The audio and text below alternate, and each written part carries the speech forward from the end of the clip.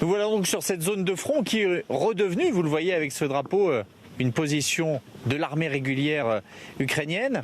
Et c'est la première fois que deux ministres européens sont aussi près de la zone de combat, à une dizaine de kilomètres seulement. On est là, regardez, sur un pont façon Pegasus Bridge, comme ceux que les Alliés avaient construits en Normandie après le débarquement. Vous voyez, d'un pont flottant. Pourquoi ? Eh bien parce que durant ces combats et autour de cette ville de Slaviansk, qui a été la première à avoir été prise par les séparatistes, eh bien le pont que vous voyez là-haut, où il y a des observateurs de l'OSCE, a été entièrement détruit. Steinmeier, Hérault sont là pour comprendre, pour toucher du doigt la réalité de cette guerre, puisqu'il s'agit bien d'une guerre. On est en Europe et ces combats depuis près de 2 ans ont fait entre 10 et 15 000 morts. Pourquoi est-ce que le chiffre est aussi flou ? Eh bien parce qu'il y a beaucoup de miliciens civils qui s'enrôlent, qui viennent sur cette ligne de front pour participer au combat, mais qui ne sont pas décomptés lorsqu'ils sont tués dans les chiffres officiels. Il y a près d'1 million de déplacés sur cette zone du Donbass. Alors pourquoi est-ce qu'elle suscite autant de convoitises ? On s'en est rendu compte, et les ministres aussi, en la survolant en hélicoptère. Tout d'abord parce que c'est une zone qui est extrêmement riche.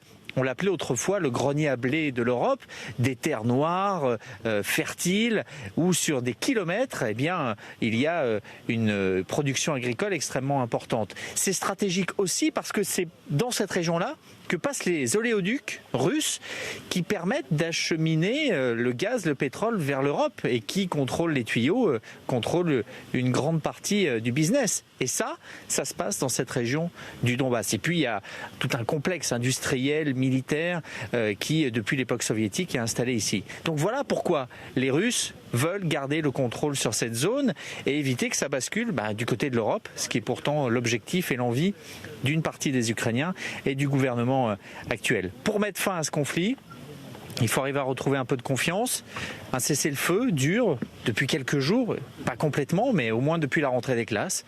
Et l'idée, c'est de démilitariser certaines poches pour que, en guise de bonne foi, du côté des Ukrainiens, on commence à réfléchir à donner un statut d'autonomie à cette région du Donbass. Pas d'indépendance, d'autonomie. Et c'est là où encore les discussions doivent avancer.